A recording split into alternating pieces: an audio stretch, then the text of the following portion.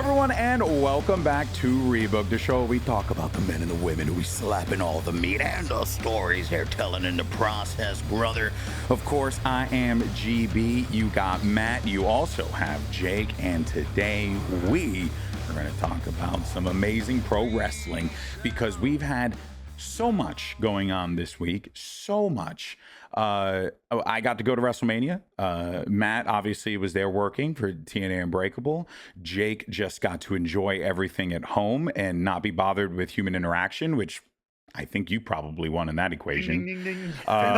Because let me tell you, some of the humans I was interacting with, good God, never again. Let's just say Drew McIntyre wasn't wrong. Yeah, he definitely wasn't.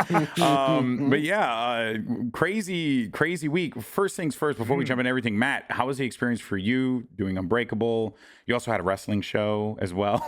Yeah, but not in Vegas where literally everybody else was. I actually randomly went to do a show in Phoenix the day after Unbreakable.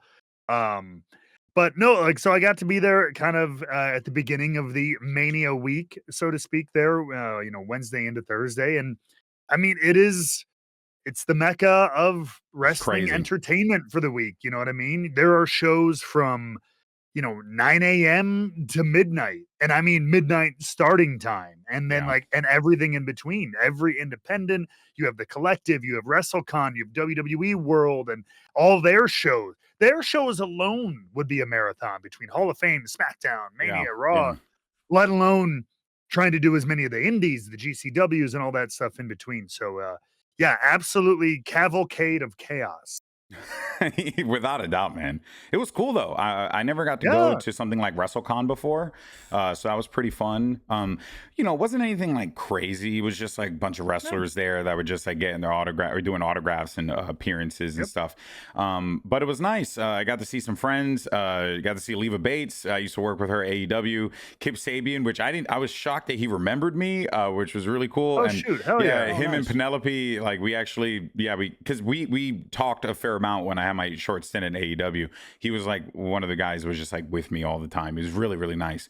So yeah, it was good to see homies. Got to see friend of the pod Simon Miller, who by the way is just he's just the most popular girl at the dance. Okay, everyone wanted to be with him, be around him, smell his aura.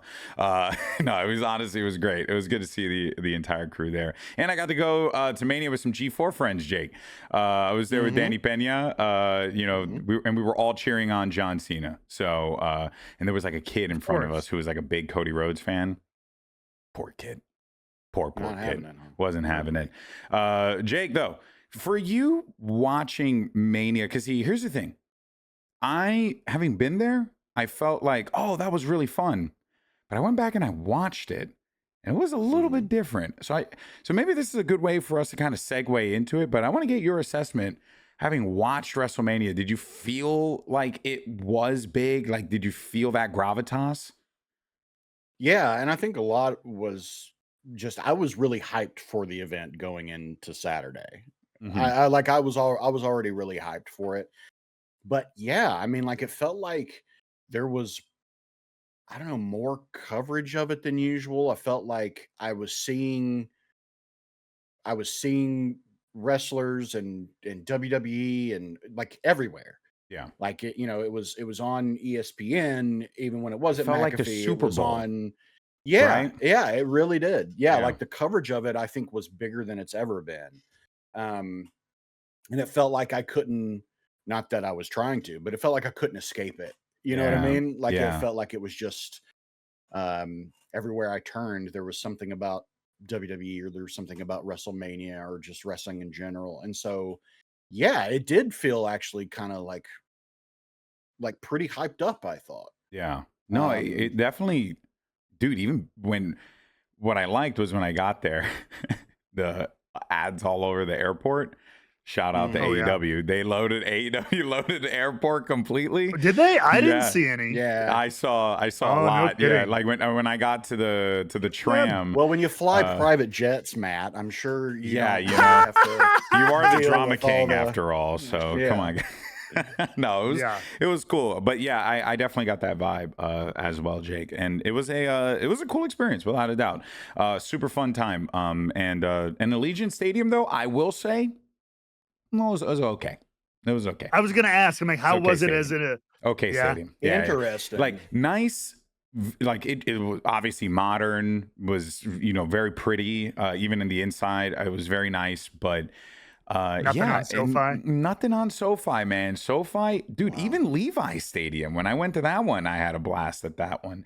But I will commend them, though. I think the biggest benefit to this one, and I could be wrong on this, but I don't know if it was due to their design or if it was due to like how they laid out the venue or what they were capable of doing with the dome, with that dome setup that Allegiant has. But they didn't have any pillars on the side that would hold up the truss and the lights. So every seat in the house was actually a good seat. You were never really blocked from seeing the ring because it was a complete just full coverage all around. So I remember going to WrestleMania in Jersey. And we had the 4 pillars, and I unfortunately was behind one of the pillars, but it was a free ticket WWE gave me. Right. Is why they gave me the free ticket to begin with. But hey, I ain't gonna complain. So, at Mania 39 in our seats, Sean and I had a stage light shining in our face. That's been an issue before too. The lighting, almost the entire time. I heard about that there one. Was you guys there were was there? A couple times. Yeah, there was a couple times where we had to. Yeah, Mania 39 here or 40. Was it 40? No, 39 was here in Hollywood. SoFi. Yeah. Yeah, and there were a few times where we just had to watch matches with sunglasses. Whoa, that's nutty. Let's take off our sunglasses and put on our thinking caps because it's now time. I don't know. That was a terrible segue. It's now time to do some. You know what? Shut up, guys. Let's go ahead and talk about WrestleMania and give. Hold on. I have a thinking cap. Oh, you do? Oh yeah. Just ready for these situations. Oh, I called it. Good Lord. Here we go. Hey, the man, for a lot of scenarios, he's not wrong. Honestly, Jake, you should wear that. He called a lot. You were right for a lot of this. All right. Well, so I know everyone always expects us to do narrative notes, and we, of course, we will. And also, before I even get into all of that, I do want to come out and just say real fast, we're not doing AEW coverage this week. We should, because spring break was genuinely incredible. 2 nights of some of the best TV that AEW has put forward. WrestleMania is just such an enormous thing that we kind of just got to dedicate time to it, or else we lose out on the discussion points. But next week we'll be doing a lot of AEW coverage, because I cannot stress enough, if you did not go watch AEW spring break, Dynamite and Collision, you missed out on 2 nights of some of AEW's best programming that they've ever put forward. So, just wanted to make sure I got that out there. Dude, what a legendary run we've had just of wrestling and sporting events the past 2 months. I actually wrote this down. We had, starting in March, Elimination Chamber, then March Madness, then AEW Revolution, the Masters, Spring Breakout, TNA Unbreakable, then Mania. Now this weekend we have TNA Rebellion and the NFL Draft. Crazy. Nonstop, baby. I'm eating out here, baby. Let's go. Jake, you are thriving. I'm feasting. It's amazing. All right, well, let's dive into it. WrestleMania, night 1, Saturday. I'm going to come out of the gate and say that everyone in the venue kind of felt the same way. Night 1 compared to night 2, not even close. Night 2 was leaps and bounds better than night 1 for a lot of people. But I liked night 1 because there was some fun moments in there for sure. And I thought the triple threat was brilliant. But let's dive into the overall of Saturday of night 1 outside of that triple threat main event. Which were the matches and storylines that caught your attention, that you're glad got a resolution? Jake, you want to kick us off? I despite how seemingly messy it was at times, I really enjoyed Tiffy and Charlotte's match. I was gonna say something a little similar. It wasn't a masterclass, but no, but that's kind of why I liked it, because it didn't feel like a match, it felt like a fight. Yeah. And that's what I think that storyline needed. It didn't need them doing these, cool high spots or you know, whatever. It just need them to go out there and kick the shit out of each other. And that's exactly what they did. And I thought it was fantastic for that reason. You know, like it's you know, and sure people I can hear it now. You're just making up they botched moves or they didn't do things right and you're just trying to cover it up. I could give a shit about that. Like that to me, that's easily like, you know, you can easily write that up. Good God, look at Charlotte's arms right now. know. Jesus Christ. She's insanely jacked. It's crazy. That's insane. That left arm is redonkulous. I'm concerned. But yeah. But like it was, you know, yeah, it was adrenaline pumping. It was anger and hate and vitriol pouring through that, you know, they just it was more about damage. It was more about inflicting pain on each other. And I thought it was enjoyable, and I was pleasantly surprised, even though I picked her to win it, that Tiffany won. Yeah. So I think it was also like, I don't know, to me it was an enjoyable slugfest between two incredibly talented women with a satisfying result. I mean, it's hard to ask for much more from a match these days than to get those two things. But I think it put a nice bow on that story and is going to let Tiffany carry forward and let Charlotte go find herself, which I think is something that's much needed for her, possibly personally, but as a character. So I think I think that this was good for both of them. I did have some issues with outside of like some of the moments where, you know, it was very clear the synergy wasn't quite clicking for them. But I gotta say, both of them wearing pink and being blonde, I don't know why they okayed that. I even said, because people were confused in the venue who was who. Like they didn't realize. They had to really pay attention, which I guess I felt it lent more to the match because now they're mad that they each wore the same thing. You know? So I'll take this because I do, and I said it as well in our Discord, because that is actually that's legitimately, like, in my time there, we still do this too. Like TNA does this. I don't know if AEW does it, but like for TV, that is very much a thing. And it's, hey, if your opponent's wearing blue, can you wear black or red or something? Just everybody should be distinct, which makes me, especially for a show this big, for a match this big, how would that be forgotten? Which makes me think it's intentional, because much of this story was about how Tiffany is the new Charlotte, right? The new version of, and Charlotte saying no. So like the similarity of them being like, they almost look similar. Who's the real, you know, blonde, buff, badass kind of the queen, if you will? Yeah. Is, you know, the new princess going to become the queen, or is the old queen going to snuff her out? So I hope, and I would like to think, again, given the magnitude of the event, that was, because that would be a wild work of an oversight to not take that into consideration at WrestleMania. Yeah. Because they have like multiple producers on each match, and like your outfits are put through creative. Like that's the kind of thing where you don't just show up wearing something that day. You get your entrance and your outfit pre-approved days, weeks in advance. Interesting. So like, like especially if you have something special for gear, like you have to run that through TR and creative and stuff like that. So it's all kind of part of the presentation. So then we have to assume that this was intentional, because at this point we don't know, insane oversight. It would be a wild oversight. Yeah, I mean, I hope. You know what? Look, here's guys, we're giving you a mulligan. You know, you're good, right? You could just play it off. No one needs to know. You just make it a storyline. But to GB, to your point, like I totally can see that if you're up in the back of the upper deck, even the Tron is kind of far away, so it's hard. Dude, this is one of those. It's a story. I'm sure they just looked like a wad of blonde. That's a TV story. We're worried about the millions, not the thousands. Yeah. That, you know what I mean? We'll see. But there were, it definitely threw me off for a little bit. What about you, Matt? Any of the matches? Anything that stood out to you that you were particularly excited about? We're still on night one, right? Night one, yeah. Mm-hmm. And outside of the main event, because the main event was my highlight. Yeah. I want to say I want to talk about Jey and Gunther, and like that's another one. Like it didn't blow me away. It wasn't like a holy crap match, and it didn't go the way I wanted that one to be a little bit more of a slugfest because Yeah. I was hoping for the rage of Jey, you know, especially that promo. I'm gonna ask God to forgive me for what I'm gonna do to you.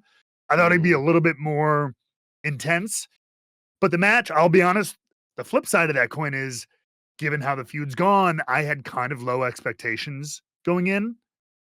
And it exceeded them, to be fair. I thought it was pretty good. I thought it was smart to open with this. Give us a feel-good moment with Jey. I actually liked the way they ended up doing it. I mean, dropping the house, that shot 3 is different awesome. splashes. And then the sleeper with the tap, which everyone lost their minds with, but I loved. I love it. Yeah. But he also has Gunther also has a history of tapping And quickly. we saw that. When To he be does fair, lose. the big example being Ilya Dragunov in NXT UK.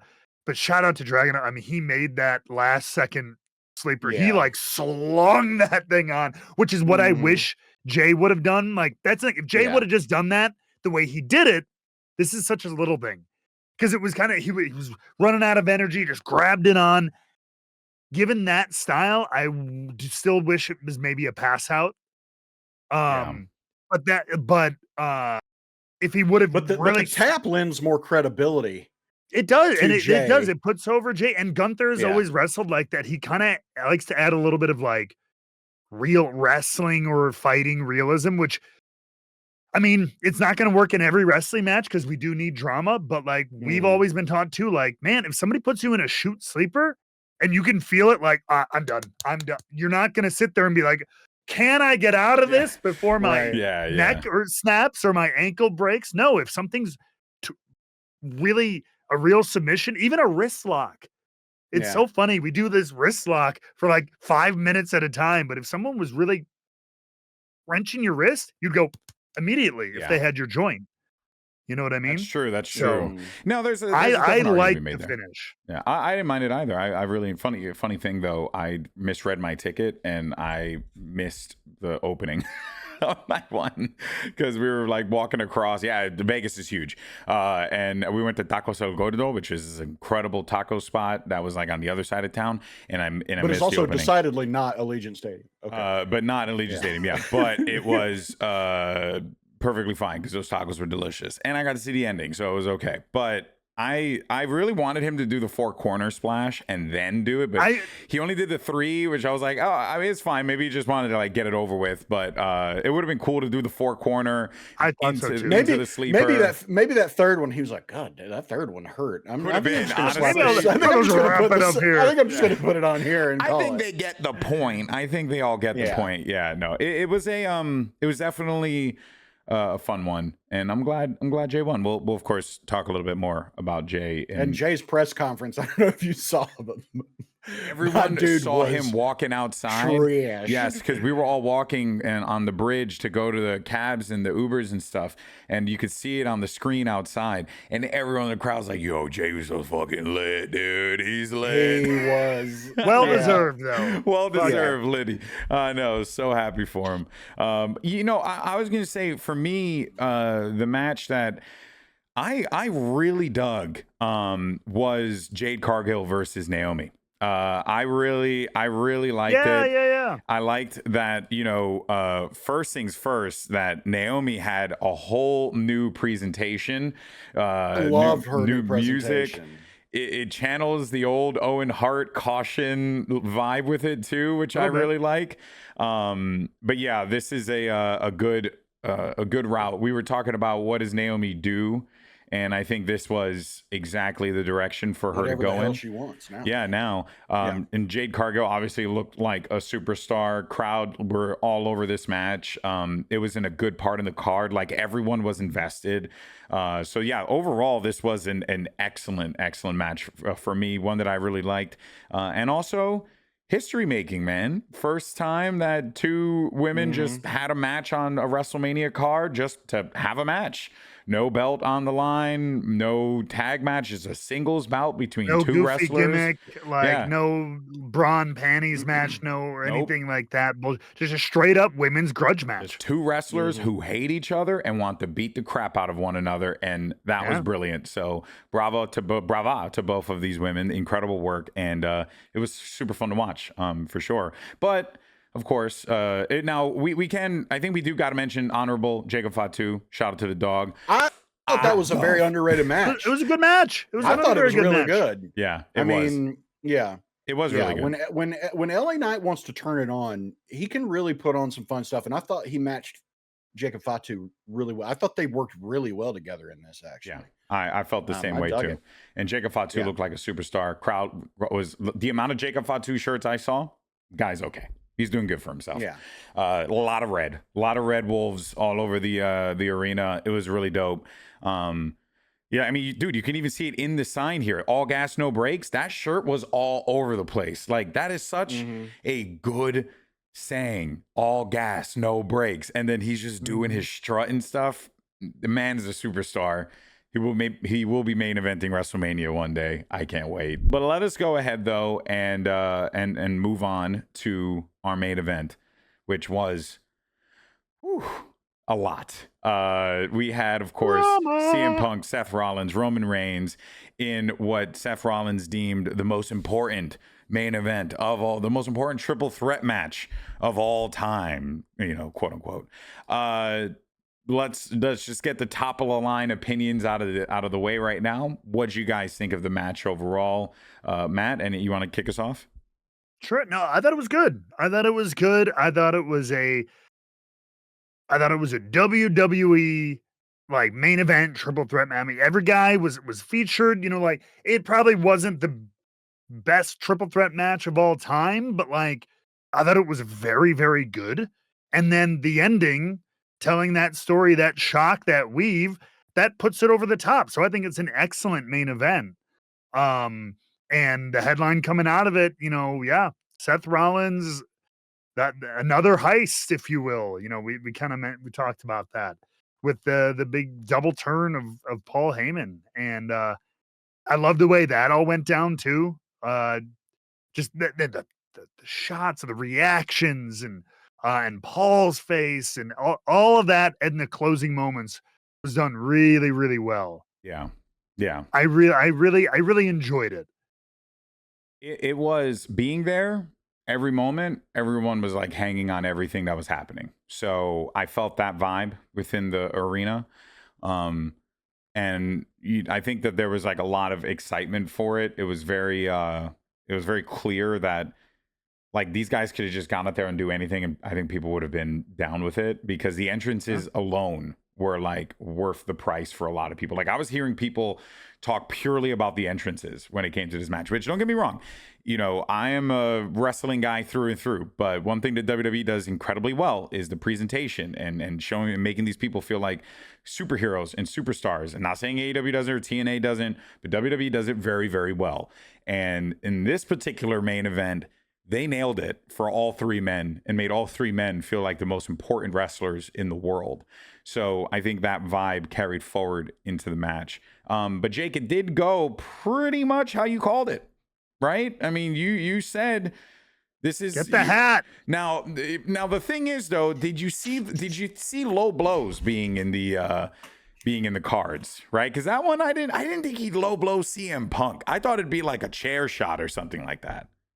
I am a visionary. I am a revolutionary. I am Jake freaking Bennett. I nailed it, baby. I called it.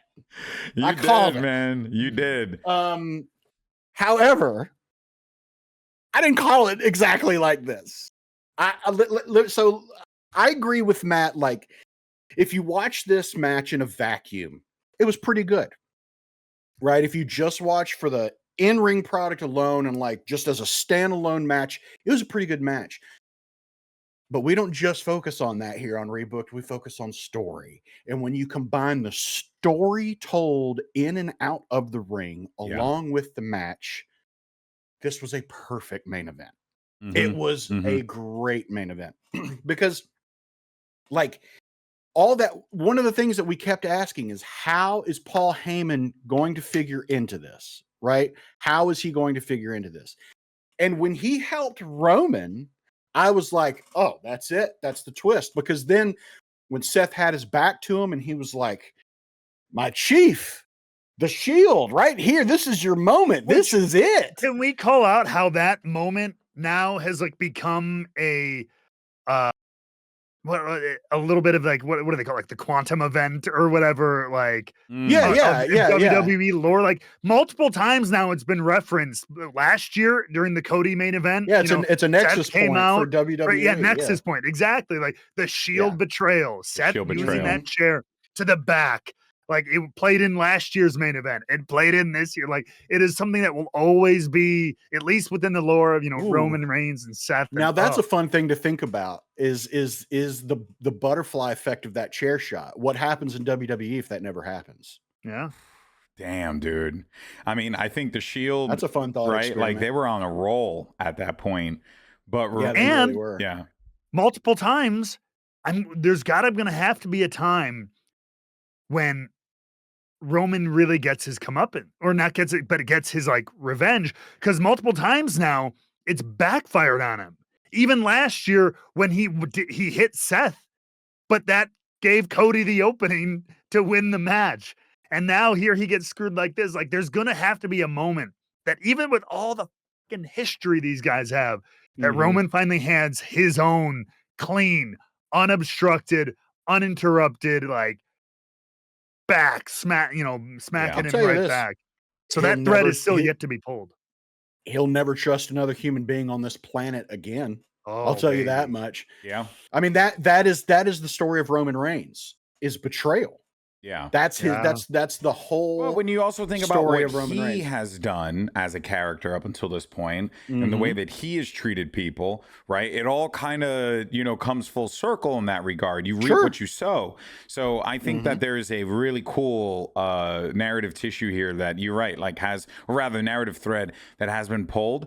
But it's very clear there's like so much more that they can explore with this.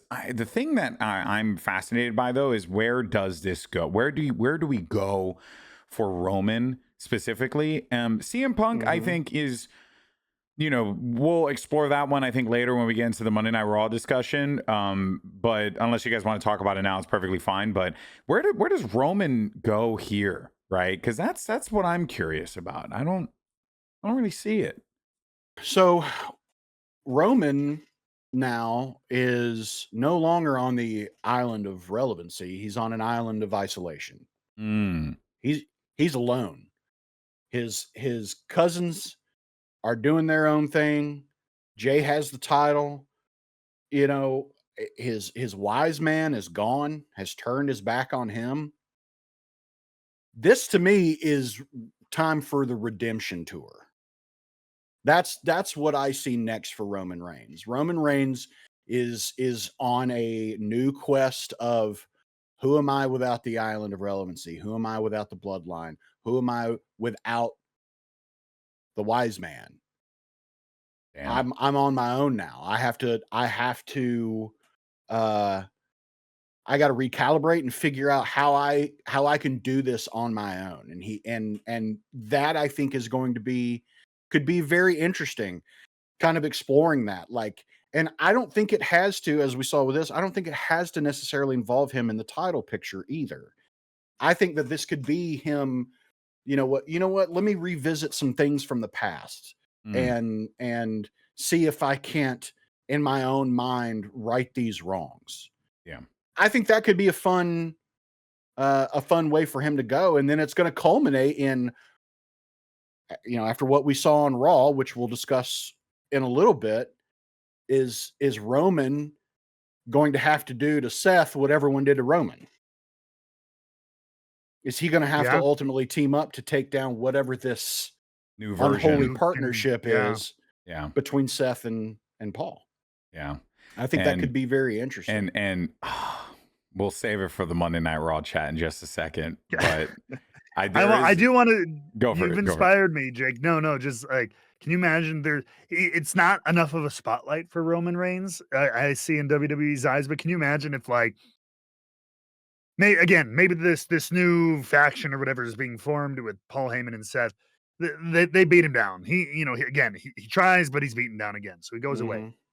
And then we've mentioned this reference before, but like Fallout Mysterious Stranger style starts appearing in his old, like, he helps Sami Zayn, like some heels trying to screw over Sami Zayn, spear from out of nowhere. Okay, and then he's gone into the crowd. Jey is about to get like double teamed by some nefarious group that's trying to take his title. Bam, bam, like the T-Rex from Jurassic Park. Yeah. Roman's saving the day, and then he's out of there. Jimmy's involved in a new feud. All these people and blah, blah, blah, and then he's just like, I'm not going to hug you. I'm not going to shake your hand and tell you I'm sorry and I love you, but here's my amends. For show, this is this is the reason I'm doing it. It's just me having your back because I need to. Yeah. Because I didn't. Yeah. And you know what? You can draw your own conclusions from that. I'm not going to stick around. I'm not going to be like, hey, you saw the thing that I did, right? No, he's going to, that would be cool. I love that. I think it'd be cool if he just comes in, and it's his quantum leap. He's jumping back to right past wrongs or whatever. I think that would be awesome. Are we in a world where there's more in common between the tribal chief Roman Reigns and Hangman Adam Page than we ever thought possible before? Maybe. Two guys with a horribly nefarious past now kind of just maybe trying to find a different foot. Yeah. And I'll tell you what, I'm totally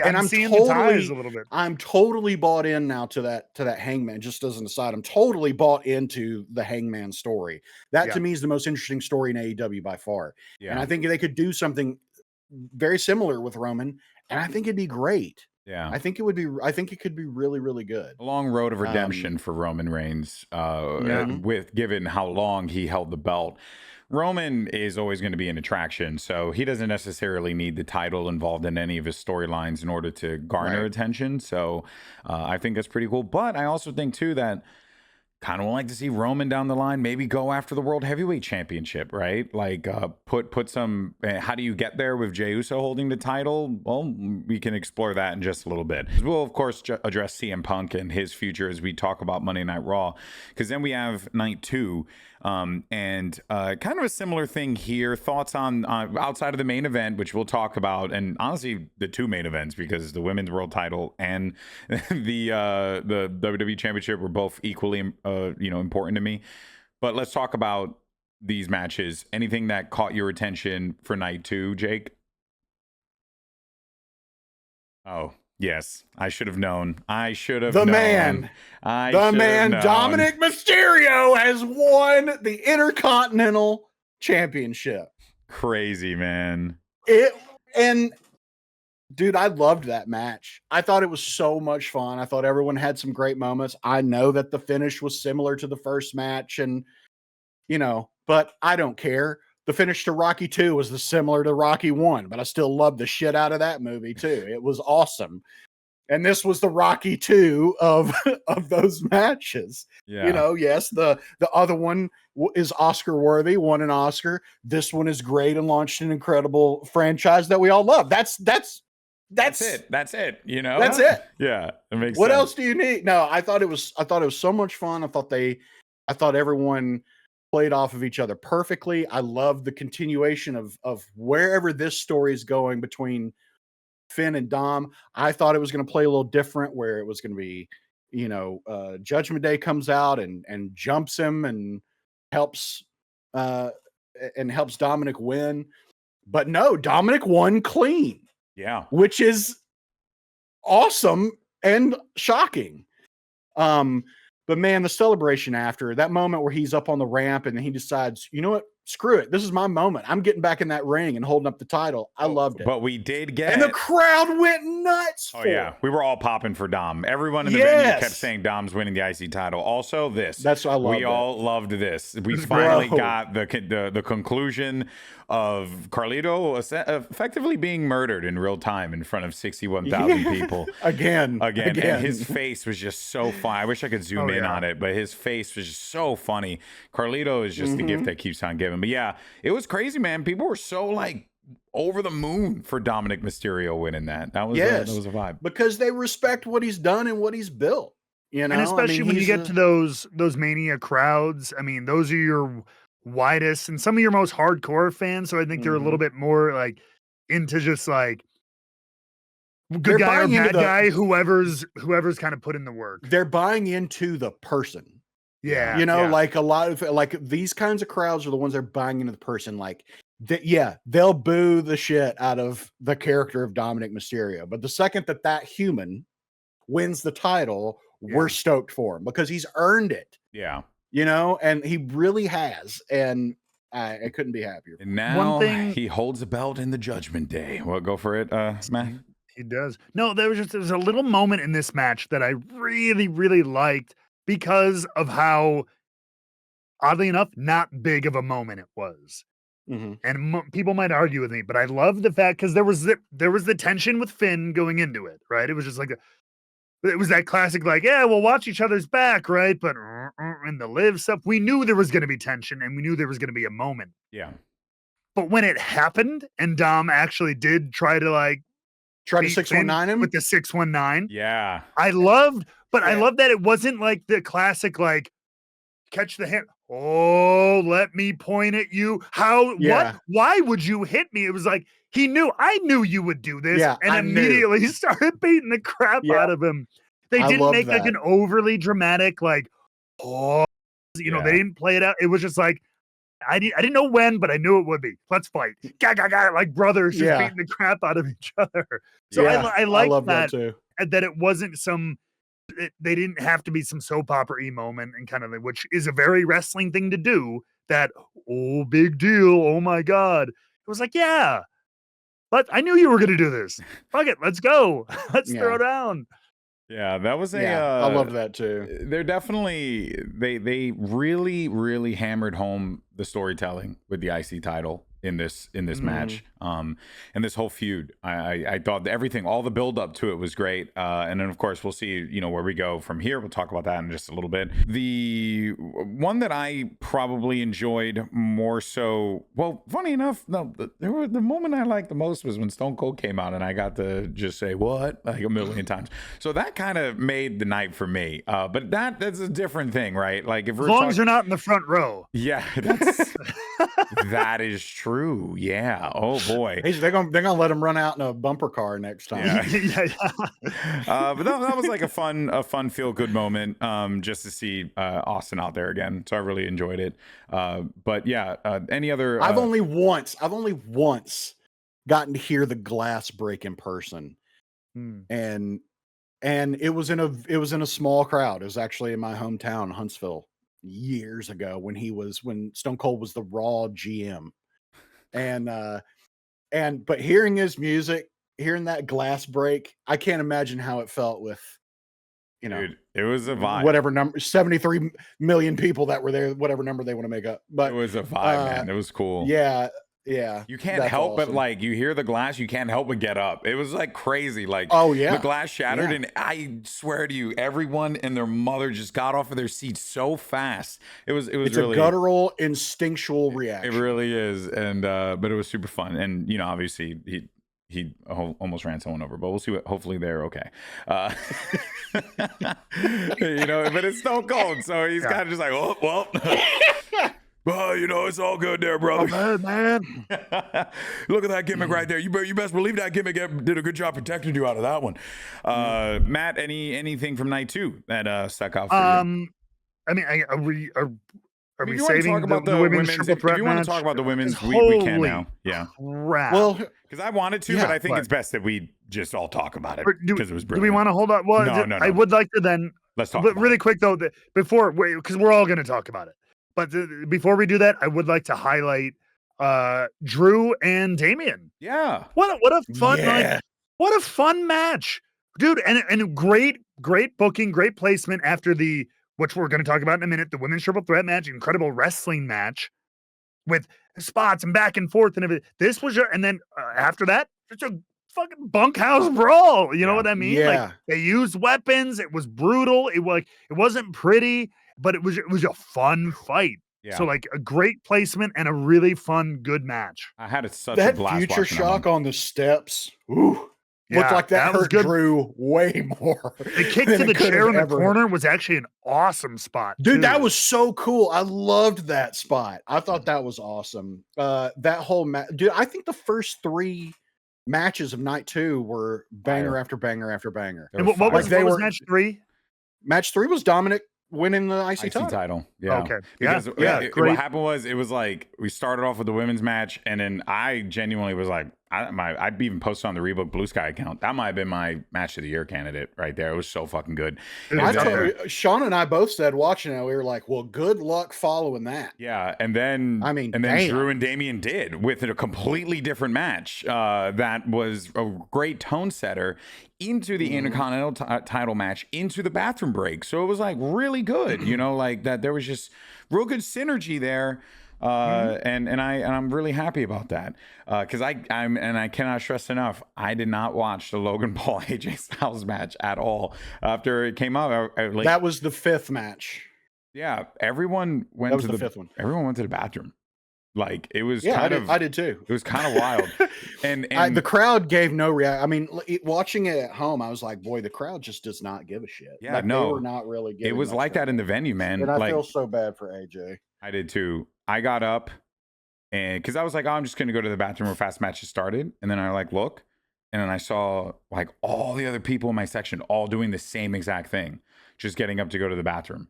And go get food and stuff. And like all the concession stands were there. I went out to one of the stands because I was trying to find a Damian Priest shirt, which they didn't have any, which was like, what the hell? That's so messed up. But anyway, I digress. And then we were like all walking around and people were like genuinely in the line. And then they were like, yeah, no, I'm not watching that shit. It was kind of startling. I couldn't believe it. But, then again, there were still many more people in the venue watching it. I will say... Sometimes the night is darkest. Are you wearing a baseball jersey? I am shocked. Are you wearing a baseball jersey? A Disneyland baseball jersey. Main Street, USA, baby. Okay. That's Lord have mercy. Where it's personalized. I respect it. Oh, what were you going to say, Matt? I'm sorry. I was like... Weird, right? I know. Sometimes the night is darkest before the dawn, and Logan Paul is that night, with the dawn being Karrion Kross. I agree. And the involvement. So and that played into it. That whole, everything you guys are talking about is playing into the story with Karrion Kross and AJ Styles and everything like that. So I will take having to swallow that match and stuff like that in order to keep evolving this Karrion Kross character. I like that mentality for sure. I can appreciate that, especially choosing to look forward. No, I think that's a good way to think about it. Like I'm only speaking from what that in-venue experience was like, but 100%. Sure. There is, as Jake likes to say, there's meat on the bone with this one. Well, let's go ahead real fast, talk about what might be one of the matches, if not the match of the year potentially. Iyo Sky, Bianca Belair, Rhea Ripley went out there and put on what can only be called a giga banger, because that's what it was. It was a giga banger. They just stole the show from Jump Street opening of the match, or opening of night 2. But you want to call that triple threat between the fellas the most important of all time. This one may not have been the most important, but it definitely was better. Just from a wrestling perspective. Yeah, from a pure wrestling standpoint, wrestling. Zero doubt about it. This is like the opposite of that match where it's in a vacuum, that match bangs. Yes. You know, I will go back and watch this match. But the story, I want to because I should have done it because they did so many. I'm like, triple threats have been done so many times. You see a lot of the same like, oh, they both pick up this person and this they countered it, right? A lot of similar stuff, but they innovated. There were a couple really unique, like double team or like triple person moves that I'm like, oh, that's clever. Yeah, stuff like that. Oh, that's unique, or that's that. Yeah. And some of the dude, like, you know what this they felt just like? went out. This was WWE's Unbreakable. This was their Unbreakable, their triple threat, their legendary triple threat. Be, yeah. Because the thing that I remember most about that match was the unique things that the guys were doing with 3 people in the ring. Not 2 people doing a spot and 1 guy outside. All 3 people were like involved in the moment-to-moment action of the match. That is how this match felt. Moment to moment, every person was involved in every single aspect of the match. There was maybe like one spot where you had Bianca and Rhea go toe-to-toe, or Iyo, Rhea, you know, but it was pretty quick. It was quick, and it flowed right into the next crazy spot that they were going to pull off, and they were doing it so effortlessly. It was so clean. The moment to moment was the smoothest you could possibly ask for, and that, this match was just unbelievable. And Iyo winning and on top, here's the best part is all of the, like Jake said, in a vacuum, fantastic pro wrestling match. Everything you just said, JB, 100% true. And then the creme de la creme, the cherry on top, the basis for our show. With all that good wrestling, it wasn't just moves. They told the story. What they've been telling all along. That Bianca and Rhea are so focused on tearing each other up, they're forgetting about Iyo, and she's making them pay for it. And she did in the end, in the ultimate way, by beating both their asses. Yeah. Yep. So like all of it, everything tied together. Like, it is I can't use it, but like it's a perfect wrestling match. It has the drama and the story tied in, the action, the pacing, like. It was. I have no problem, because look, I know that there are a lot of like hardcore wrestling fans who'd be like, WWE can't put up a good wrestling product, blah blah blah. Well, that's all of that's silly. All of that's silly. SMD, that's the tribalism bullshit. SMD. And on top of that, just seriously, this was on par with what you'd see from Will Ospreay and Kenny Omega. This was on par with what you see from, even over in New Japan, when they were doing like all of their incredible matches, when like Okada was like at the peak of his game, and you were seeing like, Nakamura and Hiromu and, like all these like legends that were like killing it over there in Japan. This was just fucking good. Good wrestling. Dude. Excellent across the board. 10 out of 10. It was great. There were several times I legitimately jumped out of my seat when Iyo finally won. Sean and I both went nuts. It was it was great. Yeah. My wife stopped to watch. Like, she wasn't watching. She doesn't watch wrestling or anything like that. And like I was watching, she stopped to watch as the action was going. It was like along with me, it was like, oh damn. Mm-hmm. Yeah. And like, and she was in the middle of doing something, like literally carrying something from the kitchen. Like, oh shit. Everyone in our section was like, this was like, and I'm not saying like just our box, I'm talking like all around us, because everyone was like talking, and it's just across the board. I mean, we're talking like what, like 40 people, like in 3 sections. Everyone was like, that was incredible. That was incredible. Nothing about that was bad. Like, yeah. Forearm goosebump match of the weekend, for real. Baby. It was great. It really was, man. It really was. Undoubtedly one of the best match, probably on the list for the best openers in Mania history. Yes. Like, for sure. Mm-hmm. It's up there with the Brett and Owen WrestleMania 10 opener, all that shit you want to say. It's 100% on that list, if not near the top of it. Yeah. And I think, too, match of the year contender for sure. Yeah. Main event time, baby. We've spent a lot of this podcast. We still have a little bit more to go, but it's going to be a longer one this week. Bear with us. Let's just dive into it. John Cena's the new world champion, 17 mother flipping times. But here's the thing. It wasn't just about the history of it all. I really like the presentation, and that, of course, we can talk more about that in the Monday Night Raw part. I didn't realize what we were getting when we got the blacked out, only white text, John Cena stuff all around. I didn't know what we were getting until Monday Night Raw, but even then I liked what we had because it was so stripped down. And you run that in the contrast to Cody's entrance and how Cody was just, it was like my guy literally had an Iron Man mask on and it just like went like that, you know, like he was like Jarvis, you know, make her 5 feet tall. Like, you know, it was just all this stuff.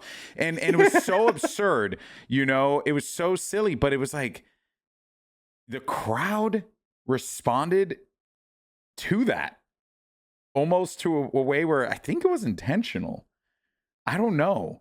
Like it was 100%. What the presentation contrast? Well, the presentation contrast, but even like the reaction that Cody ended up getting is like, because it just felt so over the top in comparison to John Cena. So yeah, that was the thing that stuck out to me right away. What did you, Jake? How did you feel about the presentation and all that stuff going into the match? I thought the presentation was was foreshadowing. I think it was completely foreshadowing what John Cena intended. And I mean those cyclists in the back were pretty cool. But yeah, I liked it when it came out and it was just black screens, white text, zero pyro, barely even like nary a colored light to be found. Yeah. I mean, it was so plain Jane that it was perfect for what Cena was trying to do. And I'll explain more what I mean about it being foreshadowing once we get into the nitty gritty of it all. Yeah. But I loved the presentations. Well, let's then move on because Matt, I'm sure you kind of feel the same way. No, let's move on to the match itself, though, because there was a lot of criticism on the match. I don't agree with it personally because I think that the intention was, I had said, and this needs to be a hard hitting match. It needs to be paced. It should be John Cena very much in control, looking like he is the GOAT that we have told him, or we say that he is. There were so many aspects of that I pulled away from it.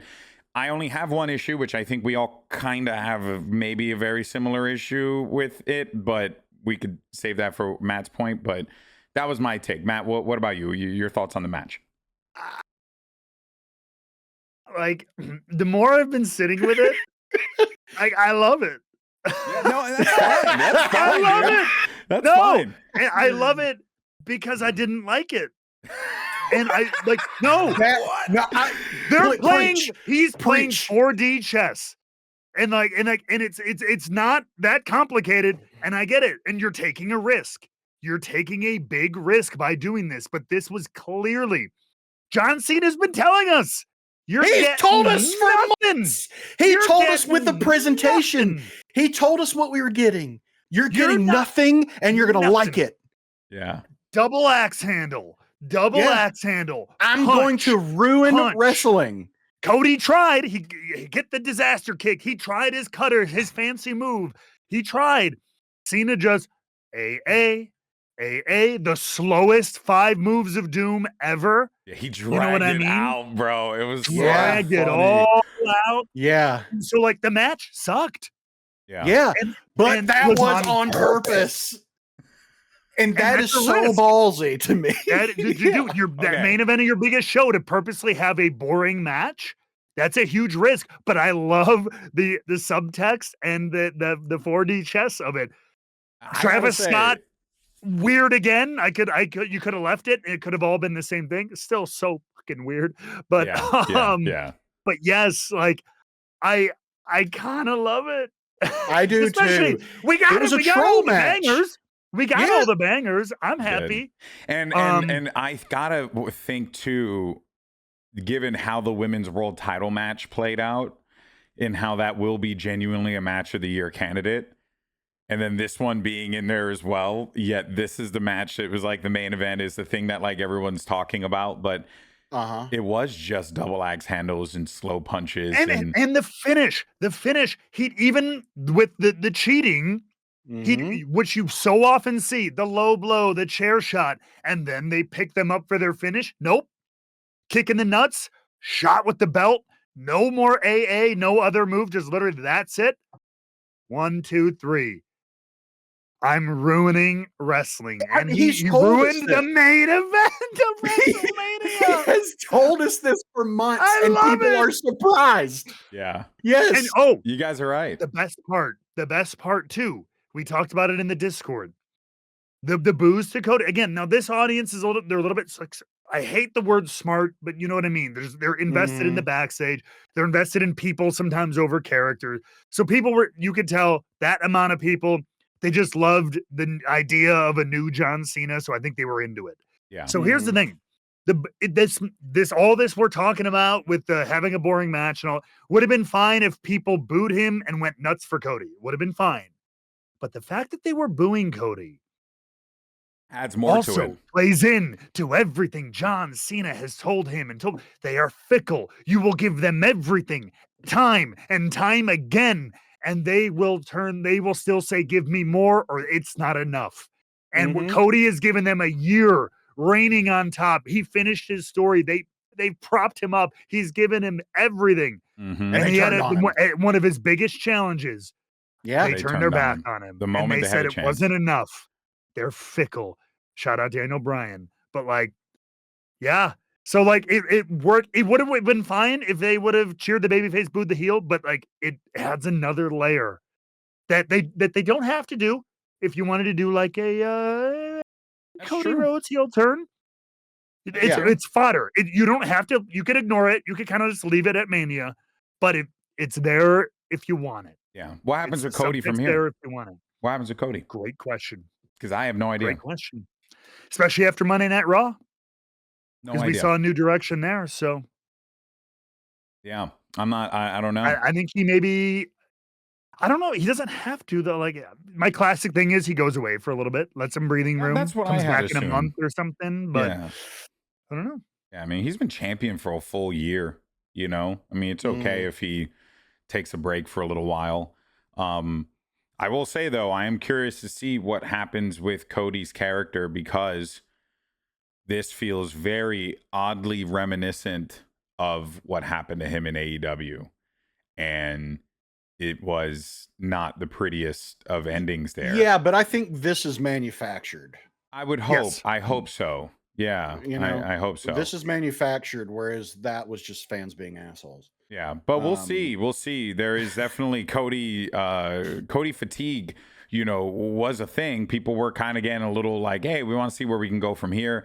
And I think John Cena provided a very compelling reason and a very compelling option for fans. Well, and again, I just want to say the match was not good, but again, but that's the point. That was the point. And just like you said, the more I think, because I remember sitting there watching it, and I think I was about halfway through. I don't remember what point, but I was kind of sitting there with my hand on my chin, and I was like, they're doing this on purpose. I think they're doing this on purpose. And further solidified, but nothing you see on WWE programming, I can, with very rare exception, I speak from experience, is unintentional.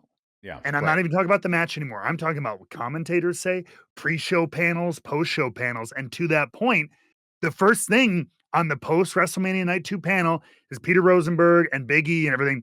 Big E's out there talking about, if you legitimately, if it wasn't intentional, you would ignore it. You would just be like, hey, they had a hard-hitting matchup. You'd come up with some fluff words of Cody tried, but literally Big E's going, look, it wasn't a 5-star match. It clearly wasn't, this. It wasn't a great WrestleMania. It will not go down in the history of great WrestleMania. They were saying this on the panel, and Peter Rosenberg's they were doing no moves, and John Cena was just the most basic shit ever.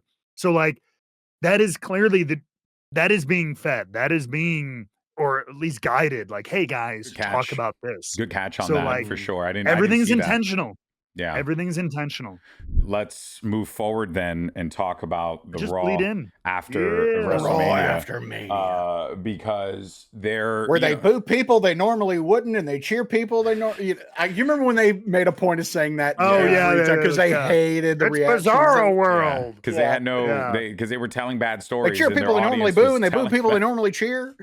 Yeah, exactly. Man. But this time around, I think you definitely got exactly what you wanted from Monday Night Raw. You got exactly what you wanted from the crowd, and then this kind of segues right into.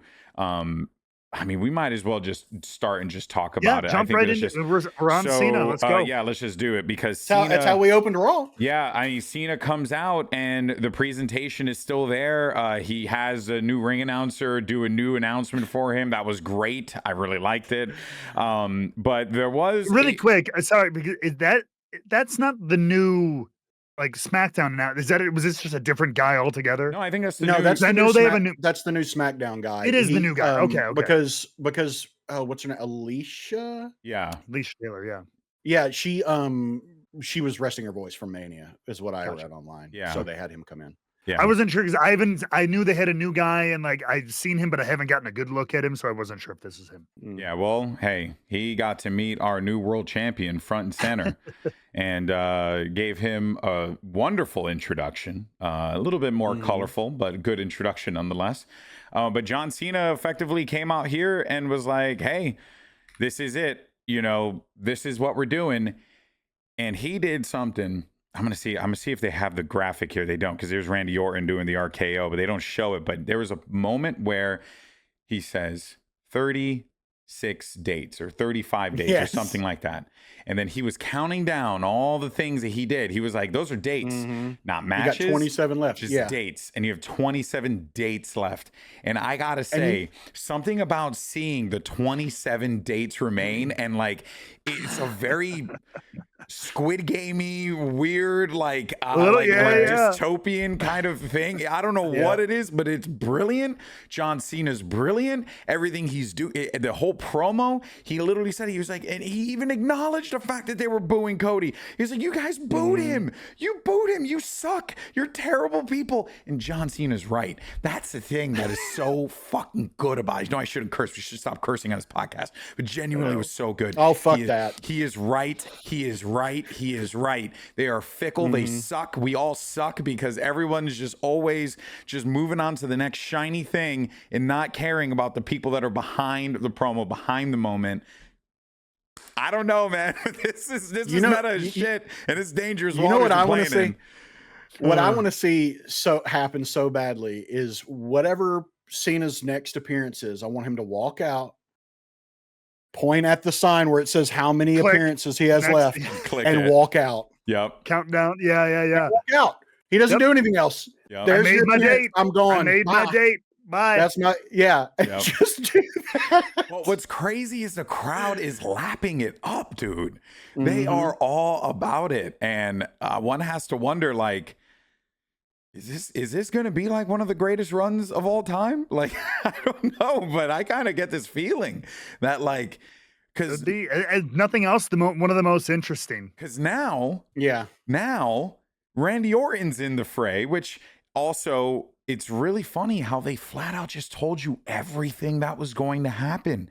Like they were running the advertisements with Cena and Randy Orton. You knew this was happening. Nothing about this is surprising. So it's crazy. Except that RKO. Except that RKO. Yeah. But I do have a question though. Does Cody get in on this? Or does it not make sense and it should just be Randy and John Cena, kind of rekindling their ruthless aggression era feud? It's too early to tell, I think. Okay. My guess is that we're running through Cena's greatest hits now, like his greatest rivalries. Yeah. That's kind of the feeling that I get is that, we'll see that. And then he mentioned Punk. I mean, yeah. He was like, when Punk took the belt from me, remember, he said that specifically. So that was, Are they coming back to Chicago for pay-per-view? We imagine what if he starts, because Backlash is in St. Louis. If he wants to beat his greatest rivals in their hometowns, Like, That would be beats Randy in amazing. St. Louis, beats Punk in Chicago, like, I don't know, beats Roman in Florida or whatever. Stuff like that, like making a point, like, yeah, I'm beating everybody. Beats Rhea in Australia. That's crazy, dude. Beats Rhea in Australia. Yeah, just lay it all out there. I really like it. Randy's got eyes though for the title, and he's looking to A heel John Cena and babyface Randy Orton. what the hell is going on? And also, as somebody pointed out in our Discord, which you should join and join in the conversation, something that was at the time, and I will admit, I wouldn't say worse, but it was kind of a dull feud in 2012 over the world title, is now like one of the hottest feuds in 2025. But wrestling is wild these days. It's so, especially after the millennium, how much, because think about that time difference. Some of the same players, the big guys, are still making waves. Imagine Monday Night Raw, which didn't exist, but if it did, in 1990, given the wrestlers who are on top, versus 2003. Yeah. It is a light years different. And then yet 2012 and 20, it's amazing how kind of like a lot of new talent, but a lot of these same players have been here. The 12, 13, that wasn't a thing in the early days of TV wrestling. Guys being on top for 12, 10, 15 years. You know what I mean? It's interesting to think about. Yeah, it's a completely different world now. And you know, they have legacy to build off of with TV. It's part of the reason why the Shield stuff has been so like impactful, and why we refer to it as like the Nexus event of so many other storylines. But you can even look at another Nexus event of another big moment, which was the prototype John Cena making his way out to slap Kurt Angle in the face after yelling ruthless aggression, which like cued in a whole new era of wrestling. And, you know, and that is what we're going to be revisiting here with John Cena and Randy Orton. There is one thing, though, that we kind of do have to acknowledge out of this. We didn't really talk about it in the WrestleMania discussion, but I do think it's worth talking about here. Maybe we could save it for like a broader conversation we have down the line. But The Rock just pointless, utterly pointless. Honestly, I'm going to give as much time to discussing this as was given narratively to this whole storyline. Which is pointless. It was the most and even the Travis Scott thing, pointless. It was all pointless. But what's crazy is even with it being pointless and utterly silly, it actually didn't detract from everything, because it's still good. It was still compelling, which does make me a little bit more frustrated that it was like, we didn't need that. I could have been fine with just John Cena turning heel on Cody Rhodes and just turning heel on Cody Rhodes. Like, you didn't need The Rock of it all, but it did lead to a fun moment, so that's fine. But when you look at it in hindsight, narratively, it was pointless. Yeah, narratively, if Rock wasn't going to come out, I would have almost rather Cena turned heel at Mania. Yeah. But or you still could have done the Elimination Chamber thing. You just didn't need The Rock there. Like, honestly. No, here's what I'm starting to I think The Rock is like the WWE Universe's version of Q from Star Trek, where he just pops in whenever he is a being of higher power. Who just pops in to cause problems whenever the hell he wants. Yeah. And then just disappears with no consequences. I'm forgetting it. We had something. Oh, so I think there's a comic character. It begins with an M or whatever. Similar idea. Mr. Mizzleplex. Yeah, whatever. Pops in, like causes chaos, and then leaves. Yeah. Like after, you know. Yeah. Rumpelstiltskin, I will say this. Like that kind of stuff, right? Isn't that what that is? I will say this. The one thing to Mania, so I agree. The Rock not being there was weird and unfortunate. Yet he did McAfee like this morning, I think, or yesterday. Allegedly gave an answer for why he wasn't there. It was I'm sure it was stupid. Yeah. The Travis Scott thing.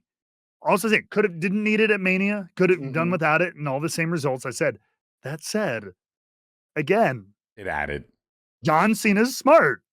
And he knows that the hardcore wrestling fans thinks it's stupid and pointless. And he said, I'm going to ruin wrestling. So, hey, here's that celebrity you guys all fucking hate. He's going to help me and be part of my segment. You're so it's right. all, You're you know what I mean? right. I hated it, but that's why it's working and I hate it and I Yeah. love it. But to the Weird point that we were meta. saying, this Oh. is risky, man. You're playing with fire. You are. But we'll see. We'll see. But damn. Yeah. Good point He's there. he's George Costanza.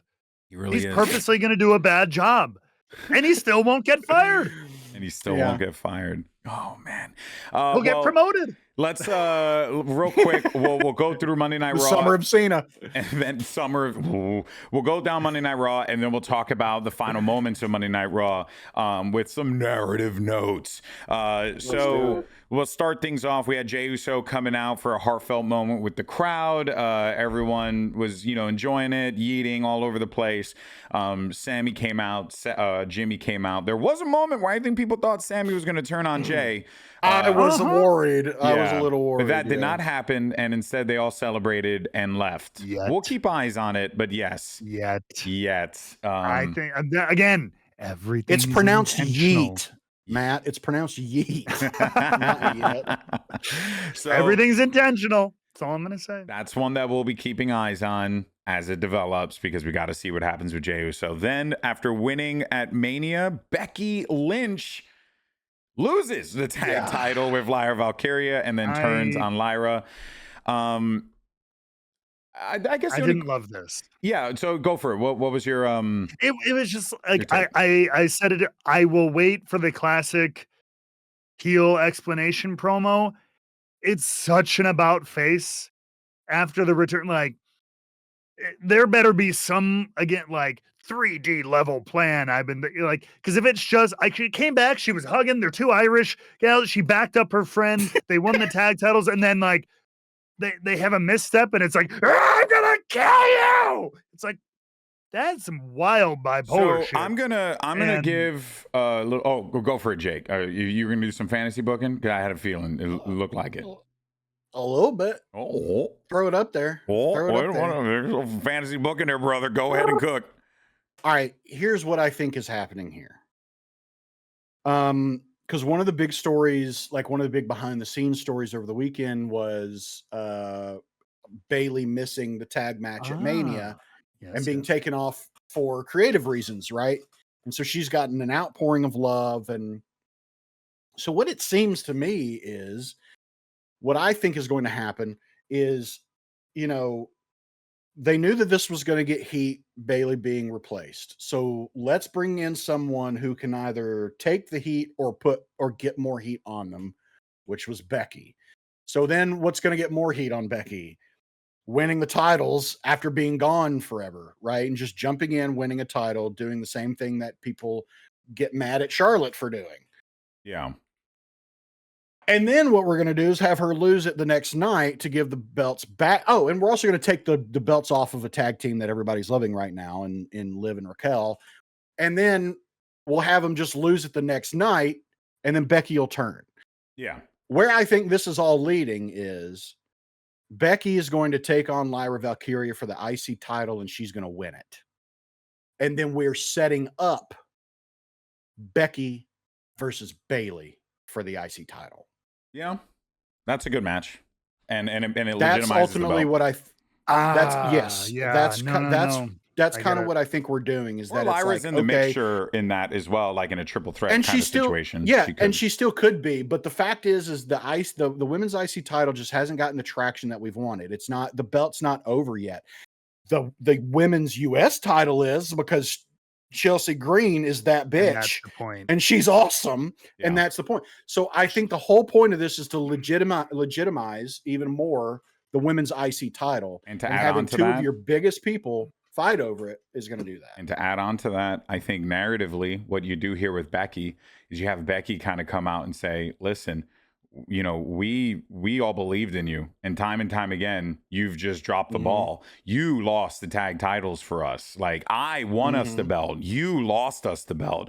And I think that there's like a great opportunity here to kind of really put the pressure onto Lyra Valkyria, and to define who she is a little bit more, because right now she hasn't really had anything to do. She hasn't had anyone to bounce off of. So this is a good opportunity to do that. And Becky is an excellent individual. My only concern is that Becky is too good and Bayley is too good.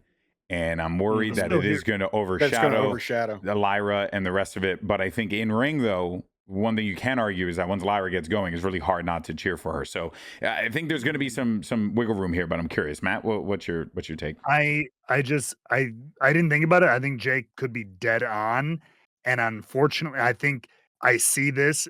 I could see that going that way, and I see it basically being a like Lyra didn't work out. Rip the Band-Aid off. Let's put it on people we know haven't established because I God love her, but no, it's true. And I said that I'm like, if you're using Becky to elevate Lyra, you're taking a gamble with a very popular and charismatic superstar against somebody who's notoriously, again, love Lyra, but notoriously not a strong character, not a strong personality, doesn't have a lot of charisma. Right now, so because you never know. It could. She's gonna have to run, sprint quick. Yeah. Because like if this she's been thrown in the deep end, she's gonna have to swim. This is so like, but if it feels like it's right, I feel like Becky takes it off, Bailey comes back, and now you have two established stars who helped establish the women's revolution, and the title gets more legitimacy. And unfortunately, I see Lyra fading into the background. Maybe. I hope maybe she can kick creative's butt or like come out of the door, or maybe it's back to the drawing board and she's got to come with something for the next kind of rebrand herself or something. Cause Chelsea Green demands your attention as a character. You know what I mean? And that has kept, and Lyra Valkyria has not as a character. It's we'll of course see how that story develops. I'm excited nonetheless because it's just going to be something for the women's IC title, which we have needed. Yeah, and it does need the elevation. So it does. Moving on though, Matt, someone who you know quite well. It is. I got no tweets about this. None at all. I got zero notifications or anything. It's Rusev Day. Rusev is back in the WWE. Great, he looks freaking fantastic. Boy, he does look great. Yeah. I was kind of bummed. I wanted the old song, but it's okay. He's got he's got his own thing going on. Came out, wasted the Alpha Academy. It was really funny. I did think it was a weird time. It was weird timing for him to come out. The two tag teams during an impromptu tag team match. It was quite bizarre. That being said, though, funny thing was the amount of people around me who were like, "Oh my god, if Aiden English comes out and does the Rusev Day, I'm gonna lose my mind." And I'm like, "Oh no, I have some bad news to share because I'm talking to him right now." And he's right now talking about doing a live show for our silly little podcast. No, but honestly, man, it's really cool how many people like love you, through that. No, I did. I got a lot of really nice messages and stuff like that. I've just been like, "Oh, I want to see the reunion. Oh, I was waiting for you," and that was very, very sweet. And and look, man, you can still go. Okay, so the phone's on. I think with I said that phone is on, and you know what I mean. TR has my number. And you got pictures. You got pictures of you looking jacked and shit. You know what I mean? You're still going in the rink. Come on, get it together, WWE. Never say never, but we're not hanging our hat on it. Yeah, it would be cool though. It would be cool. But yeah, it was cool to see Rusev back. I done some work with him on occasion when I did some WWE as well as AEW stuff. So just an overall really, really fun guy to work with. So hopefully we'll see what comes from that, right? And really quick. I mean, narratively, I think it'll be really interesting. With especially a lot of his stuff was tied to the Vince's portrayal of him, Vince's idea of him as big foreign monster. So I'll be curious to see, are we just gonna try to make him the big monster who squashes people for a couple, the classic, or does Triple H and creative have something unique for him? I am legitimately curious because like that was the big thing about him is he's stereotyped, he's put in a box. Is that box broken? That'll be curious. Me, Rusev versus Jacob Fatu. Good God, that will be. That's so much meat. So much mate.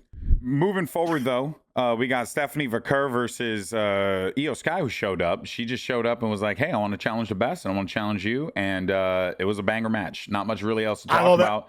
I thought that was awesome. I was so like the crowd was super here for it.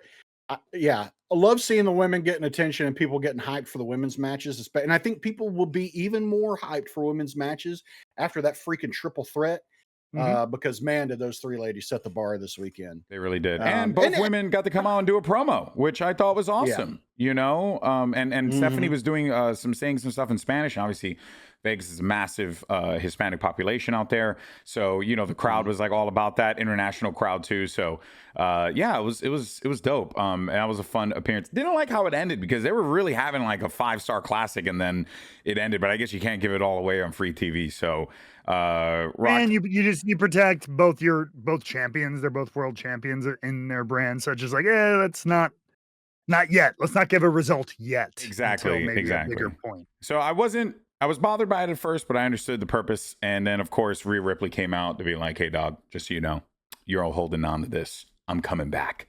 So we'll see. Maybe backlash for them, too, is a very strong possibility. Moving forward, though, because we don't have a lot of time, we got this was a big one, actually. Gunther attacking Michael Cole and Pat McAfee for their remarks over the past few weeks. Developing story. But, Jake, your thoughts? I loved it. I loved this segment. And it was not just because Pat McAfee got choked out, but it was because I agree. I liked that they just came back from commercial in the middle of this. Yeah. I like that because it made it feel more real. Because it just came back and Gunther standing there yelling at the two of them. And I was like, whoa, what is this? What's going on? And then when it got physical and then got like very physical, I thought it was great. I thought it was great. I think it's gonna be real. I think we might be getting an even more dangerous, more angry Gunther out of this, because if he's just going around attacking people willy-nilly, including the commentators, then that puts everybody on notice. I don't know what's going to happen with him or where this goes. I'm very interested to see, but I dug this segment, and I thought it was a really cool moment for Michael Cole too, when he was in the back and he was like, I'm not going to let a bully keep me from doing a huge pop. Yeah. There was a big pop in the arena. Yeah. And then he came back and he sold the shit out of that whole of it. Like he seemed distraught and out of it the rest of the time. Even the addition of Joe Tessitore running out there, like didn't have his jacket on, his like shirt, like he wasn't ready to be on camera. I think he took his jacket off because he's ready to handle some shit if it got to that point. That's it. I think he was like, oh, I got to. You can't. You don't. You don't have to get ready. Eyes in the back of your head. Yeah, exactly. Yeah, it was good though. It was good. I'm curious if Wade Barrett gets involved in any capacity with this. They teased it a little bit. Remember back with like Drew like last year, like when he was going crazy, they teased it a little bit, but I don't know.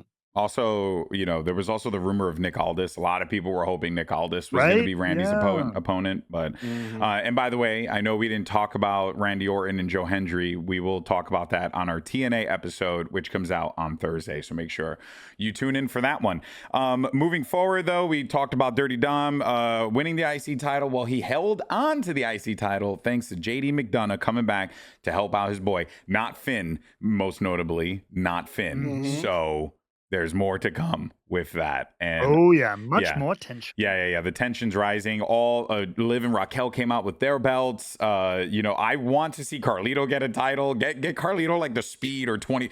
Give Carlito something and let Finn be the only person without a belt. I will die for that. That would be really funny. I mean, him and JD tag titles. Yeah, that could very well happen. Although I don't think they're leaving the New Day anytime soon, but still, that would be a hell of a story. Everybody but Finn. Everyone's got gold but Finn. So, hey, there is more to come with the Judgment Day. Truly can't believe that was even a sentence I said, because I remember coming out of WrestleMania 40 being like, well, that's the end of the Judgment Day. They're dead. And here we are a freaking year later, and we're still talking about the Judgment Day. As strong as ever and as compelling as ever. We had, of course, a crazy moment at the end of Monday Night Raw. A defining moment for Monday Night Raw. Yeah. So Seth Rollins comes out to tell everyone what's going on, what's the deal. He's there now with the wise man, Paul Heyman. And this is a different kind of beast. This feels very this feels different from other Paul Heyman stories, where Paul Heyman's kind of just he's been like so subservient to Roman for such a long time. Whereas this time around, it feels like him and Seth are like partners in this. You know, they're partners in this cadre of bad guys that they're trying to build. I don't know what it is, but I really like it. What did you guys get from the vibe and all this? And then, of course, ultimately, Braun Breaker now being a part of whatever they're called. I really liked it. I think you're right. I think it does have that feeling. And if I could encourage, aside from maybe Heyman making a couple of less than well-guided insults to the crowd to get some heat, his appearance on Pat McAfee's show Monday morning in character, was really good. And he went into he had a long form kind of explanation as to why he did what he did, and he went into Roman, obviously the straight up just like, I mean, he shoved me to the mat. Like he physically, like the guy I've worshipped, to your point, for 4 years over something small, physically shoved me, like assaulted me. Yeah. And then my so-called best friend with this whole favor nonsense used me as a pawn to piss off Roman. Like, what kind of a friend does it? And he went into it. He was very, very Nothing good. Was wrong. He always is. Nothing was wrong. So, like, again, another justified heel. But yeah, so I would go seek out that segment because he was pretty raw and really, really intense. And he was very raw. Yeah. And like it was really good. Yeah. And so like I liked this vibe. And I kind of also liked that we didn't really even get a chance to get much of a promo. Because why would you? Yeah, you're CM Punk. Fuck it. I'm gonna crash this moment, and it also leaves you wanting more. It does. It really does. But when you thought that it was over and the credits were running, what ends up happening? Roman comes out, makes his presence felt. You think, oh man, everything's gonna go wrong. But then this mass assailant appears. And it turns out that it was mother flipping Braun. Look at this, man. 3 pictures of this dude just spearing people. He's got a spear on the Roman, a spear on the Punk, another spear on the Roman. Leave it. Go back to that picture. Terrible form. Terrible form. Terrible form. He's wrapped you got to wrap your arms on a tackle, but you got to keep your head up. You don't tackle with the crown of your helmet. You tackle with your face mask. That's to protect you, not your opponent. He's not wearing keep your head up, Braun. You know better than this. He's not wearing a face mask. I know, but you got to keep it. Protect your neck. Protect your neck. Well, CM Punk should have protected his neck too, but that didn't work out. So he got his ass stomped. And now that leads us to this, whatever this is, but this I am excited about. I'm assuming. I'll tell you what it is. Go for it. It's Evolution 2.0. Evolution You look at the mystery. Yeah. I think this is Evolution 2.0. Paul is our Flair who shouldn't be doing bumps anymore. Then we've got Seth is Triple H. We've got our Braun Batista.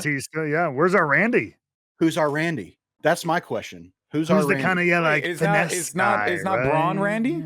Young guy brought in. No, he's the beefcake. He's both. He's the Why not both? Why not have him be both? I mean, why not both? He kind of why don't I present a few possibilities for you? We could perhaps see Carmelo Hayes.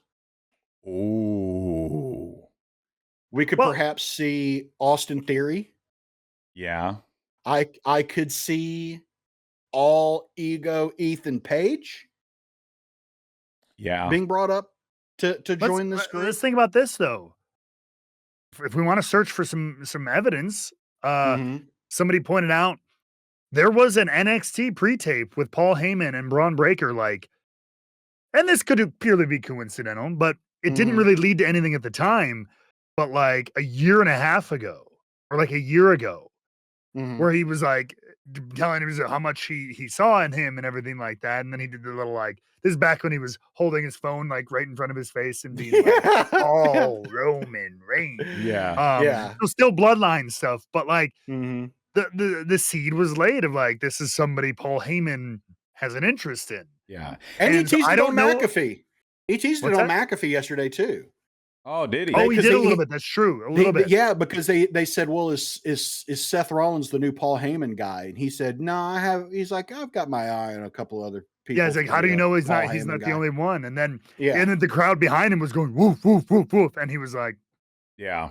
And the thing that I like about this is there's an opportunity for them to even tie it into like the Royal Rumble when Braun came out, speared the crap out of Roman, and Roman had to desperately throw him out of the ring because he knew that if he didn't take out Braun, it would have been a problem for him. It was a problem. So there was like a very clear, like he didn't lose his belt yesterday. Like Dom pinned Finn, right? I think it was Dom pinned Finn for the title. Yep. So like, you know, and Penta already got his thing, and you know, maybe Braun goes back for it again, but I can also see a world where Paul Heyman's like, you got bigger things to worry about now, buddy. I think Braun's done with the IC title. Yeah, and he doesn't really need it at this point. Yeah, it's better in the area where it's at now. I think this does lead to a tag match: Braun, Seth versus Punk and Reigns, maybe at Backlash, which could be fun. With our third party interfering, perhaps. Yeah, with our next Paul Heyman guy making an appearance. That has to be, or it's just these two. And I'm also not bothered by that either. But I am curious to see what the direction is of this, because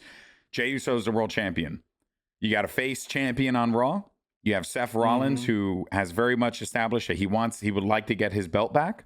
What better way to do that than to go after Jey Uso? So, and if you think about it too, this could be really like what I see this turning into. Paul Heyman, one of the greatest managers of all time. The Paul Heyman guy thing started with CM Punk talking about it. And since then we've seen him, he was with Punk. And then at various times he was with Brock Lesnar solo. Wasn't there like a hot second he was with Claudio? Yeah. Like 5 minutes. Well, and he was also with Curtis Axel. Yeah. Yeah. I mean, the Paul Heyman guy who still has not been eliminated from. But my point being is this: he's always been this kind of like solo manager outside of, if anybody wants to go way back, the Dangerous Alliance from his OG. But I think he's won it since this term and since this idea has been around, and he's been this influential character. He's always kind of been a solo manager, bloodline kind of aside, but he was still just Mr. Guy holding the belt and them phones.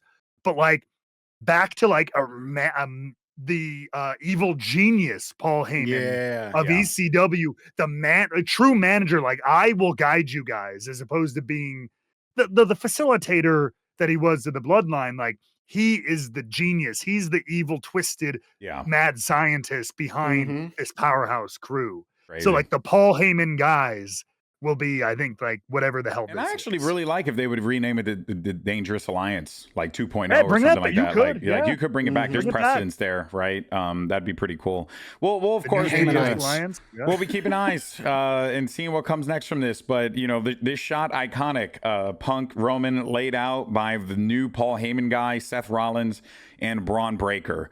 Wow, what a turnaround that we have taken coming out of WrestleMania, but it was awesome. And we're not done yet and we're not going to do Jake's retro rippage, unfortunately, because we got to fit a lot of things in. Got to do 24/7 champion. We got to do it, baby. And that is, of course, that is the Rebooked 24/7 champion of the week, where we talk about the person, place, or thing that brought us the most joy in the world of professional wrestling this week. I wanted to go real fast and just share mine. There were a lot of great moments that I could highlight, and there were some fun ones for sure.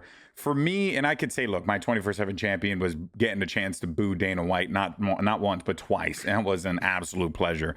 But for me, the moment that I like the most, I'm going to see if I can find the picture here. There was a person in the crowd on Monday Night Raw who just had the best signs. And one of those signs said, "Hogan fears unions." I saw that. Which is so good. I'm trying to see if I can find the picture here because I saw it plainly in the Randy Orton's right behind John. Yeah, dude. It was so good. You can't see it here. There it is. Yeah. You can see it kind of here. Hogan fears unions was just such a good sign. There were some really, really good signs like across the board. There's another sign here that says "Ruin Wrestling, John." Like, people had some actually amazing signs at WrestleMania. So I would like to give my nomination to the people with the signs. Guys, who you got? Who wants to go next?